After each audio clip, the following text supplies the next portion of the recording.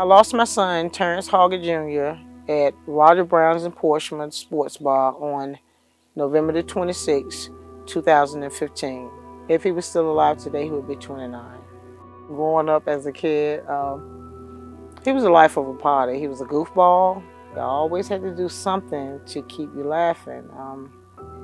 I remember him and my daughter goofing around, and he used to always chase her with a bug or anything because he always felt she was scared. And he was a really good kid growing up. He did play sports. He played football. My son, Terence Jr., was a great kid. I've never had any trouble with him.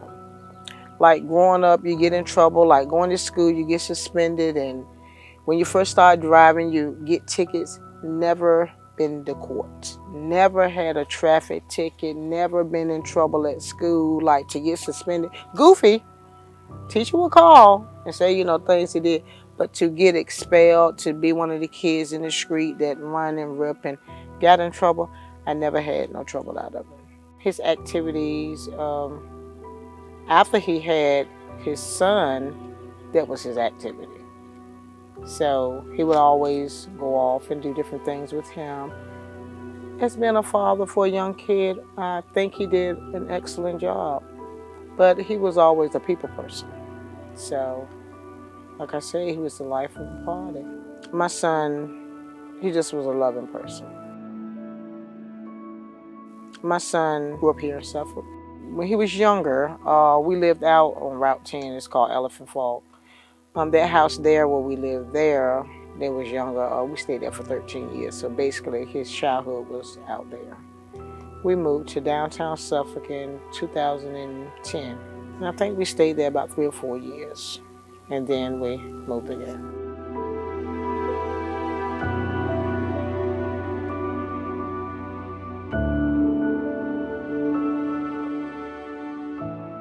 Before the incident, he worked here in Suffolk at Batex. He had been there for 4 years. After he graduated, he says if he didn't find a job that he wanted, that he liked, he was thinking about going in the military.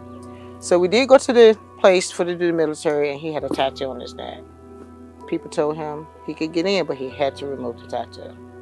So he says, Mom, if I don't find a job in the next 2 weeks, I'm going in the military. I said, okay, fine, if that's what you want to do, So he did find a job, which was a great job here, and he worked there, like I said, for those 4 years, and he had stated to me that at the beginning of the year, Mom, I'm moving out. And I used to always say, no, you're not. And I always think he would have been the last kid to leave home, but he said he was. He was going to move out. So he had plans to move out, stating that he was going to move out at the beginning of the year, which would have been 2016. Unfortunately, that did not happen. Well, the last conversation that I was able to have with him was of the Thanksgiving Day, what we was planning to do, and was we going to eat at home or were we going to a family members. So that actually was our last conversation. When it happened, I was just finishing up doing some milling around, cooking for the next day, the prior day coming up. And I had gotten into the shower. Someone was knocking on the door. So my friend was saying, come on, we have to go. And I'm like, where do we have to go? It's 2 o'clock in the morning. Where are we going? So for him to get me out of the shower, he had to tell me. So when he said that, someone called him, told him that TJ got shot. So I got out of the shower, and my mind is telling me he's okay. He's okay. But the closer I got to go to the scene, I'm getting calls after calls after calls, but I'm thinking in my mind, I'm not going to listen to that. He's okay. Maybe he just got shot, but he's not. When I get to the scene, no one is there, so I wind up not even going out. Wind up going to the hospital. I was doing a running around. One time somebody said he was going to Norfolk, then they say he's in Portsmouth. So middle of the morning, I'm running around. So they wind up at Merville. That's where they took him to. I got to Merville probably about 2:35 in the morning, 2:40, and I stayed there till almost 6 o'clock before they told me that our son was dead. Before they told me that he didn't make it, they let me sit there for hours. But it was one police officer, the way she was looking at me, I knew he wasn't. I knew that he didn't make it, but she couldn't tell me that. But the look in her eye when the people would come and talk to me, I just kept saying, "Tell me, is he okay?" And they just kept saying, "We're gonna let you come in the back, and just give us a minute. We're trying to find out what's going on." And.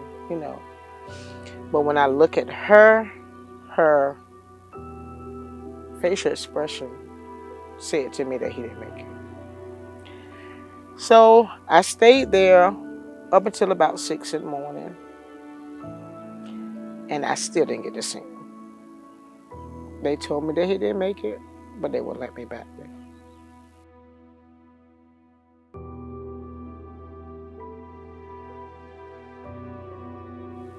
I wouldn't wish it on anyone.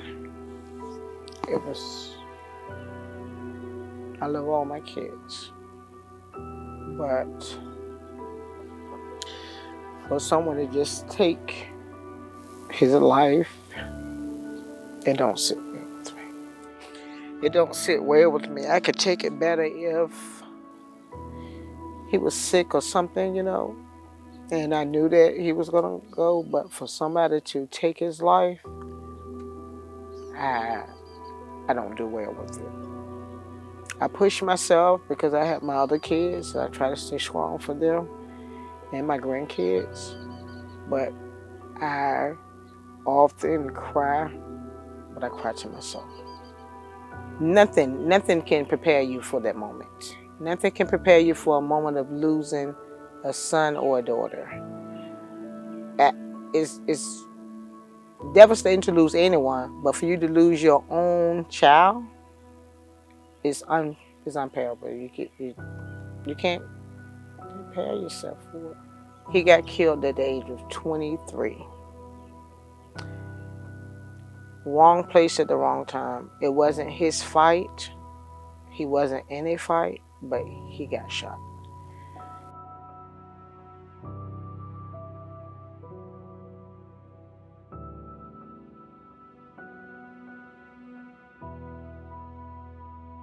Getting involved with my community, I needed something